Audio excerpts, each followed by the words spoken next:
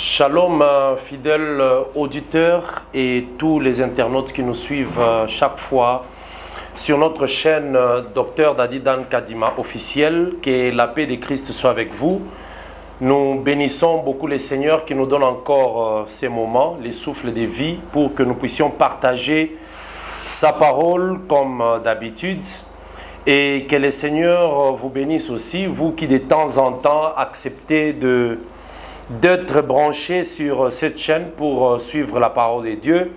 Cette émission qui nous édifie, qui édifie l'Église du Seigneur, qui édifie aussi tous les serviteurs de Dieu.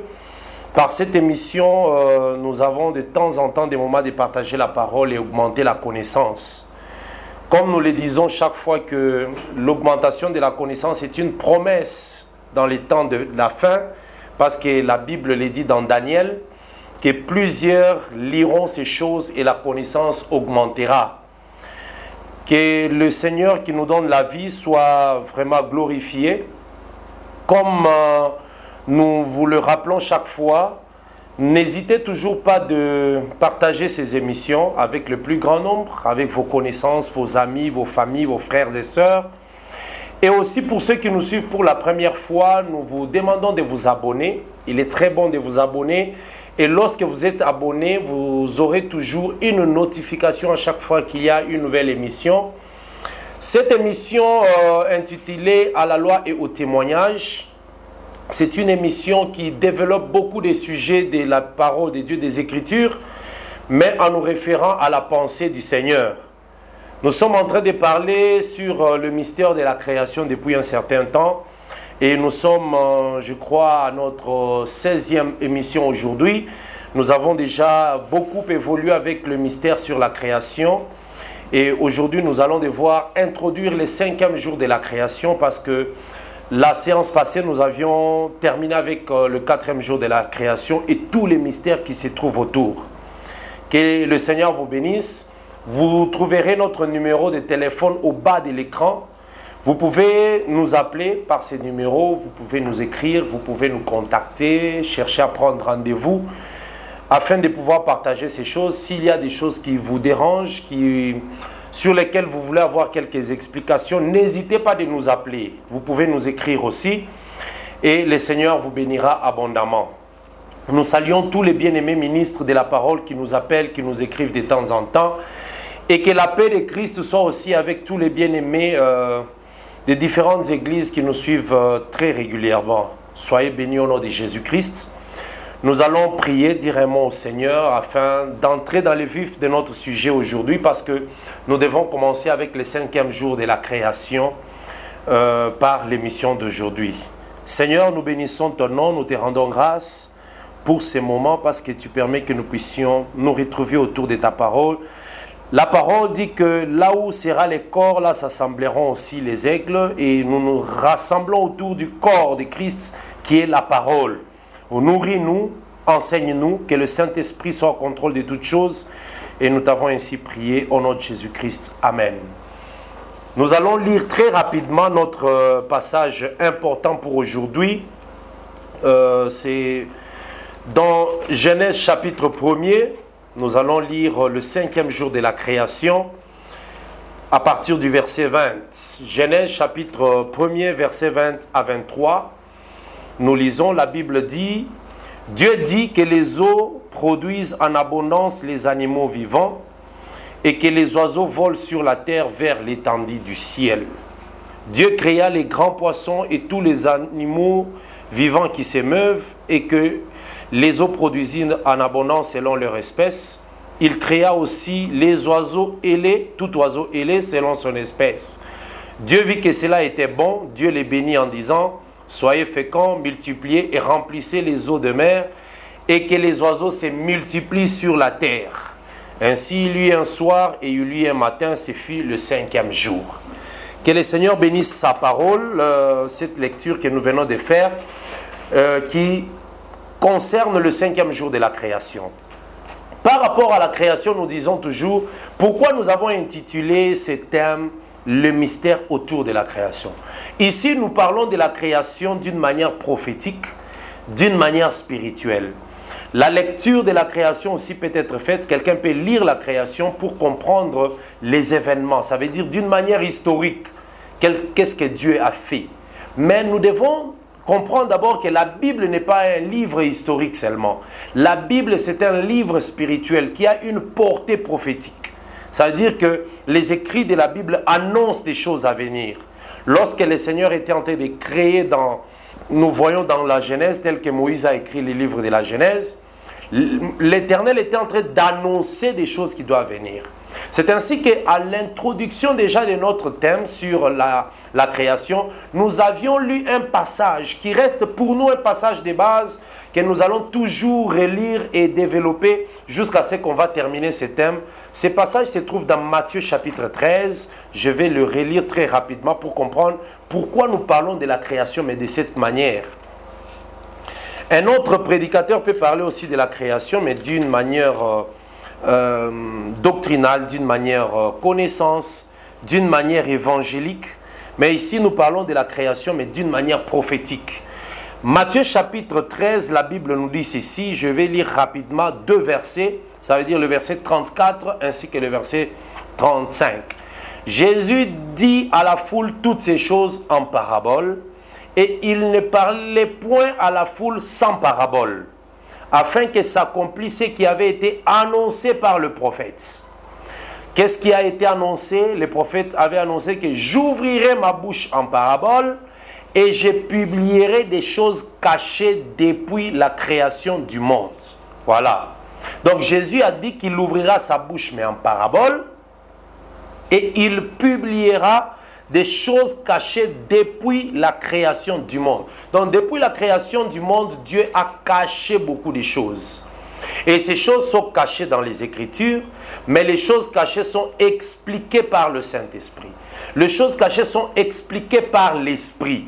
Parce que Jésus avait dit aux apôtres, lorsque le Saint-Esprit viendra, il vous annoncera ces choses. Donc vous voyez, Jésus avait beaucoup de choses à annoncer, mais il a dit que je ne peux pas les annoncer maintenant parce que vous ne saurez pas les porter. Mais lorsque l'Esprit viendra, l'Esprit vous annoncera toutes ces choses. L'Esprit publiera ces choses. C'est ainsi que nous sommes en train de parler de la création de cette manière.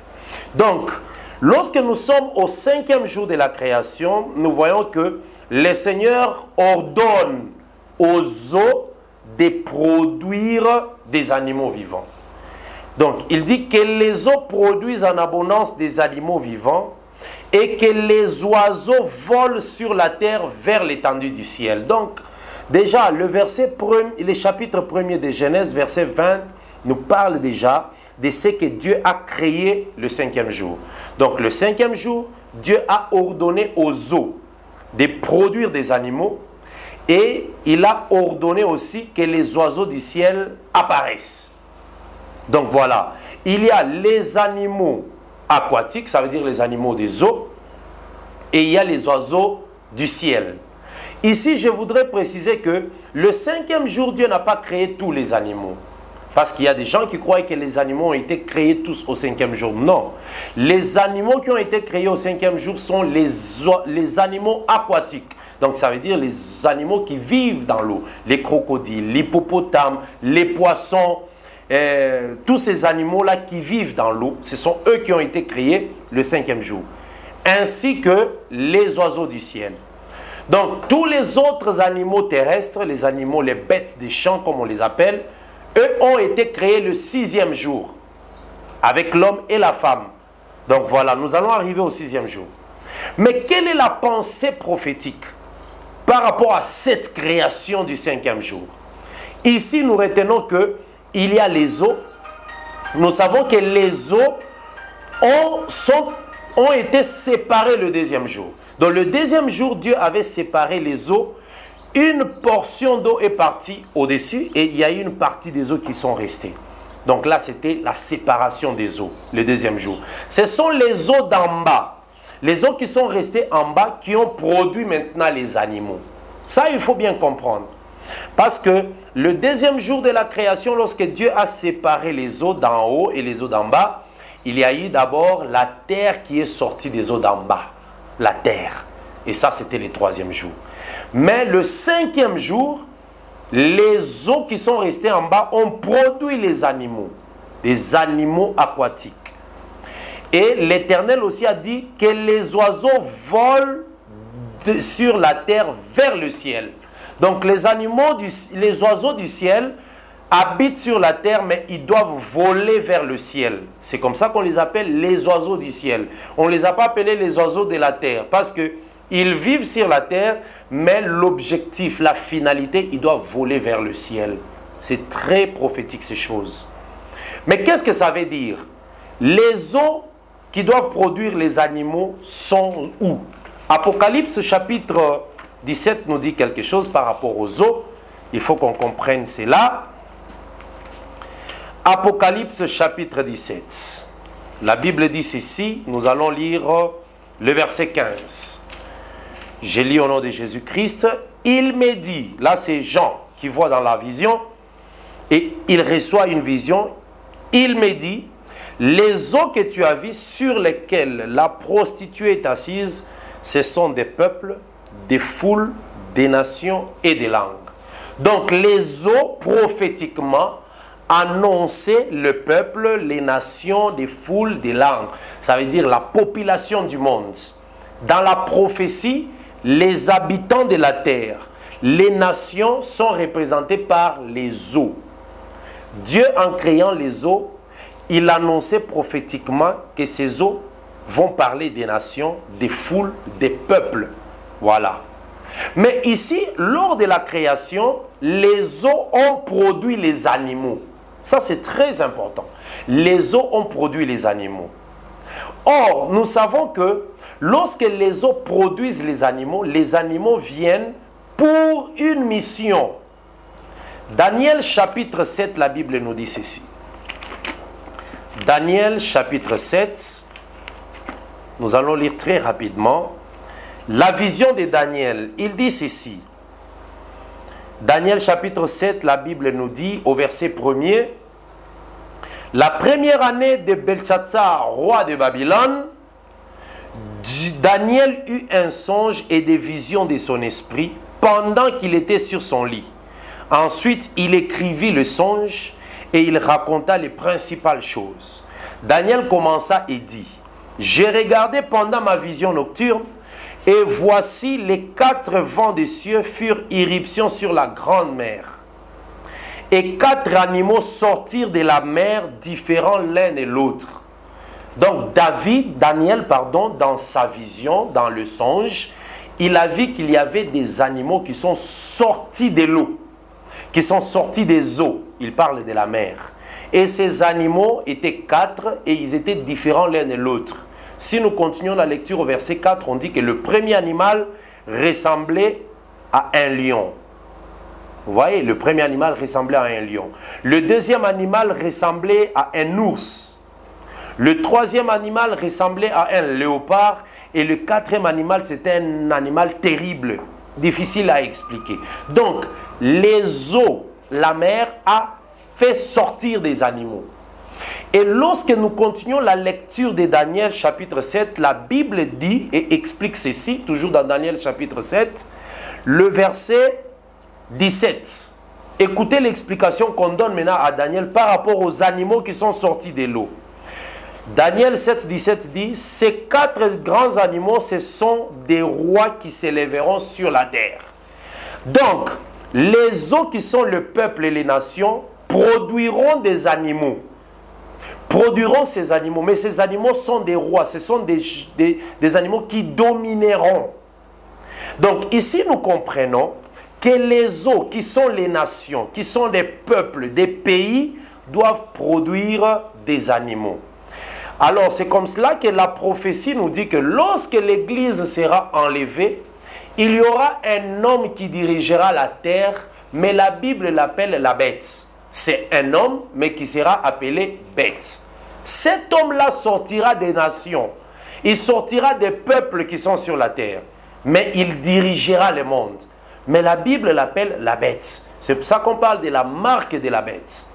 La Bible parle du nom de la bête. La marque 666, c'est la marque de la bête. Donc un animal, c'est un animal mais homme, un homme mais animal. Donc, les hommes verront un homme, mais la prophétie voit un animal. Parce que la prophétie ne voit pas de la même manière que les hommes. Donc, c'est ainsi que le 5e jour de la création, nous voyons que les animaux sortent des eaux. Ça veut dire, les puissantes nations, les rois qui domineront, sortiront des peuples, des nations, pour diriger le monde. Voilà, bien-aimés dans le Seigneur, cette première portion de la pensée prophétique sur le 5e jour. Dans le 5e jour, nous annonce l'arrivée de la bête ainsi que les rois qui vont diriger le monde. Mais lorsque l'antéchrist, qui est la bête, va régner, il ne régnera pas seul. Il aura les rois de la terre qui seront à côté de lui. Il y aura un gouvernement mondial. Mais l'antéchrist, qui est la bête, sera le chef, le roi, mais il travaillera avec des rois de la terre, des présidents, les autorités qui vont contrôler et diriger le monde. Mais et la bête, et les rois de la terre, et toutes ces personnes sortiront du milieu des nations. Ils sortiront des nations, ils ne sortiront pas d'Israël, mais ils sortiront des nations. Je vais lire quelque chose pour qu'on comprenne qu'est-ce que la prophétie voulait dire par rapport aux animaux qui sortent des eaux. Apocalypse nous dit ceci. Nous rentrons dans Apocalypse chapitre 17 toujours, parce que nous sommes dans les chapitres 17. Apocalypse chapitre 17. La Bible dit, je vais commencer la lecture au verset 9. Apocalypse 17, 9. C'est ici l'intelligence qui a de la sagesse. Les 7 têtes sont 7 montagnes sur lesquelles la femme est assise. Ces 7 têtes sont aussi 7 rois. Vous voyez donc, la bête avait 7 têtes, mais on dit que les 7 têtes sont 7 rois. 5 rois sont déjà tombés, un existe et l'autre n'est pas encore venu. Et quand il sera venu, il doit rester un peu de temps. Vous voyez? Et la bête qui était et qui n'est plus, elle est aussi un 8e roi. Donc la bête aussi c'est un roi. Et les rois de la terre aussi sont des bêtes, sont des animaux. Mais ils sortent des nations. Verset 12. Les 10 cornes que tu as vues sont 10 rois, qui n'ont pas encore reçu des royaumes, mais qui recevront autorité comme rois pendant 1 heure avec la bête. Donc quand la bête qui est l'antichrist va régner, il régnera avec 10 autres rois. Ces 10 autres rois sont aussi des animaux, mais qui proviennent des nations. Or, les nations sont les eaux. Ça, c'est vraiment important et c'est très, très merveilleux. Ok, je lis encore une portion, toujours le verset 12. Apocalypse 17, 12. Les 10 cornes que tu as vues sont 10 rois. Ils n'ont pas encore reçu des royaumes, mais ils doivent recevoir autorité comme roi pendant 1 heure avec la bête. Ils ont un même dessein. Ils donneront leur puissance et leur autorité à la bête. Donc ce sont des rois, mais qui vont donner l'autorité à la bête qui est l'antichrist. Lorsque nous parlons de la bête, ce n'est pas un animal physique, c'est un homme, mais la prophétie le voit comme une bête, comme un animal.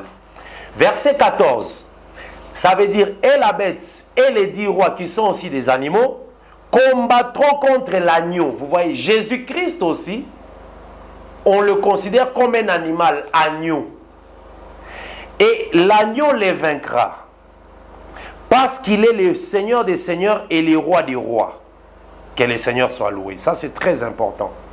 Verset 16, toujours Apocalypse 17.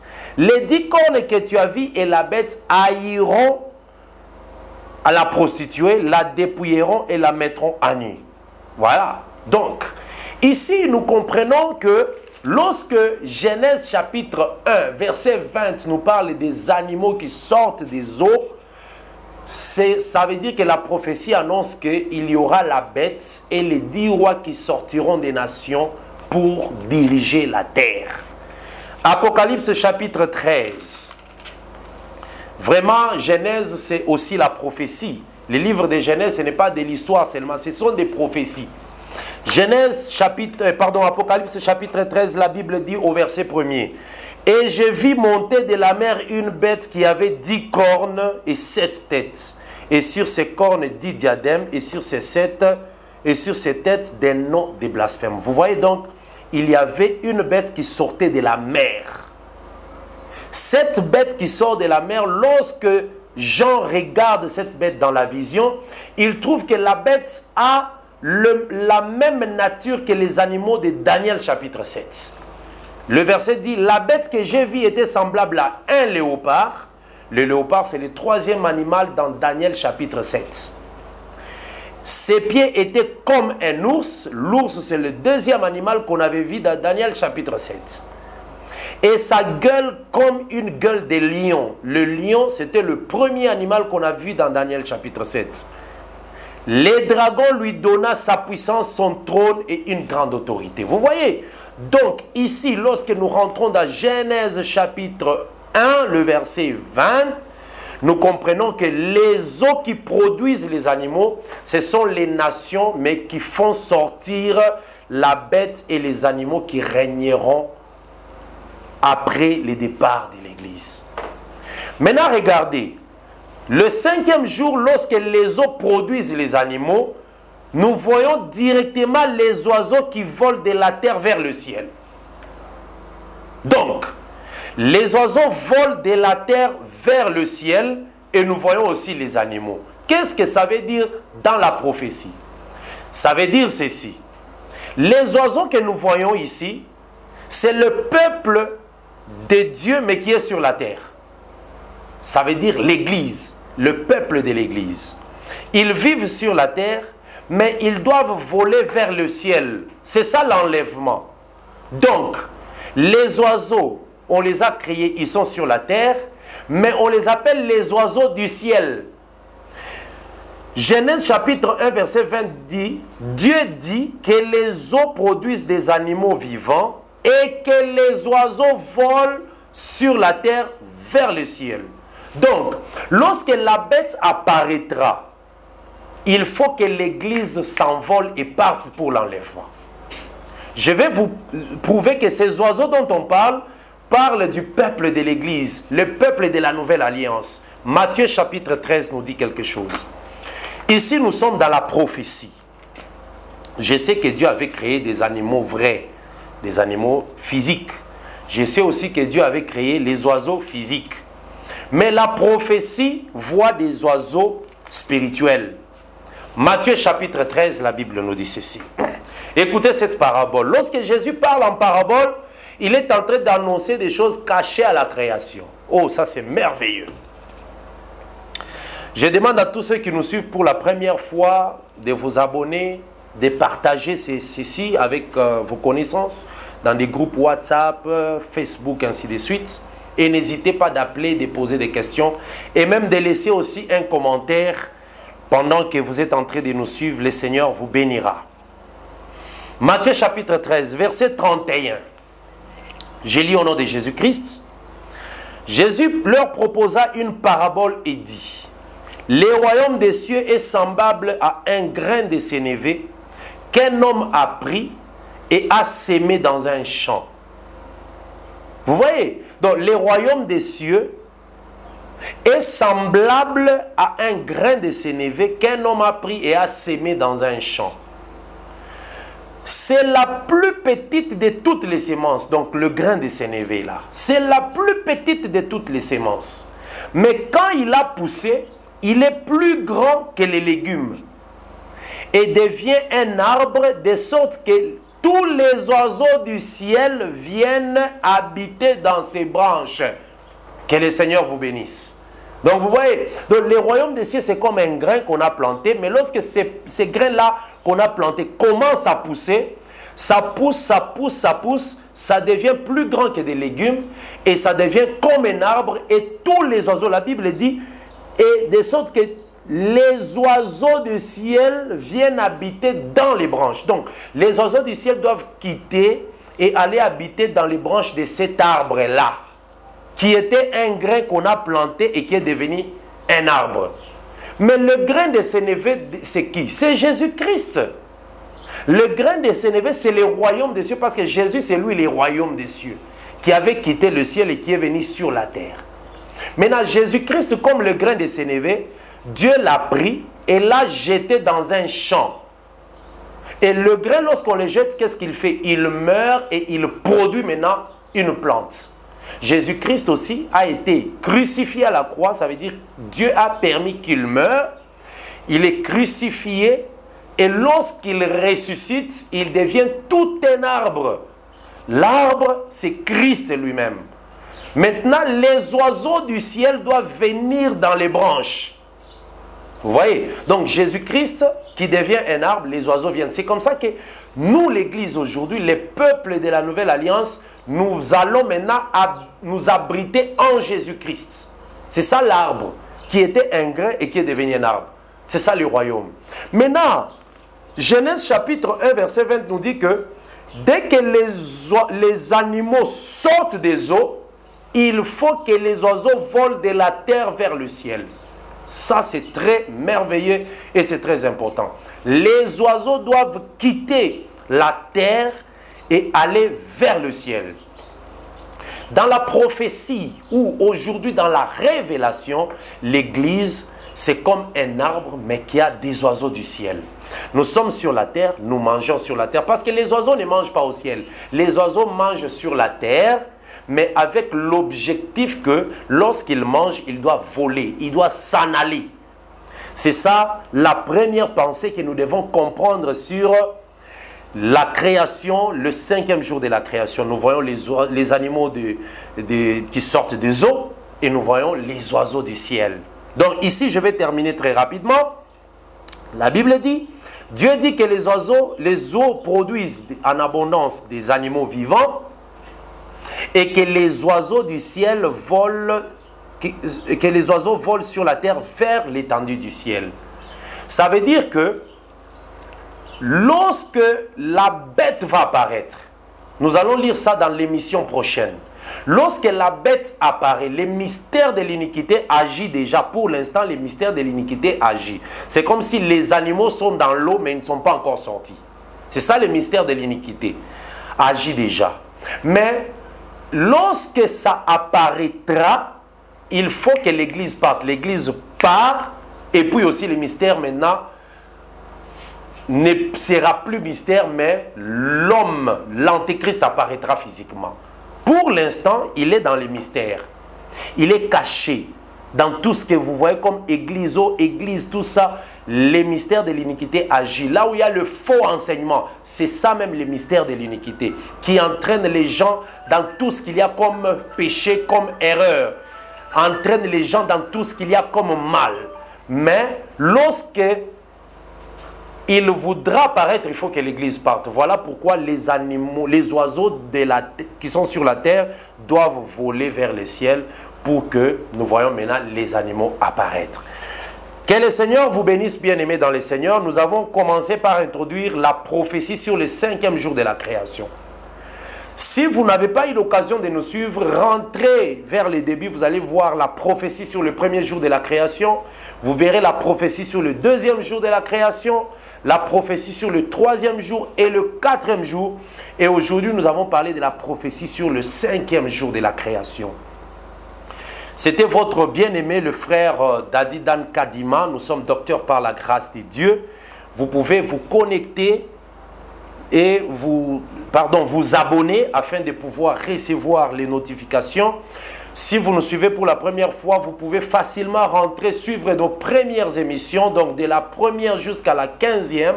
Aujourd'hui, c'est une 16e émission sur les mystères de la création. Vous serez enrichis. Vous comprendrez des choses cachées depuis la création. Nous allons évoluer, nous arriverons au 6e jour, le 7e, et nous irons même à parler sur Adam et Ève, sur les 2 enfants d'Adam et Ève, Caïn et Abel, l'arbre de la connaissance du bien et du mal, sur toutes ces choses qui ont amené jusqu'au déluge. Ce sont des mystères que nous devons comprendre par la grâce de Dieu. Que le Seigneur vous bénisse. Nous nous retrouvons prochainement sur la même chaîne, Dr Dadi Dan Kadima officiel. Et appelez-nous, écrivez-nous et le Seigneur vous bénira. Shalom et grâce dans vos maisons.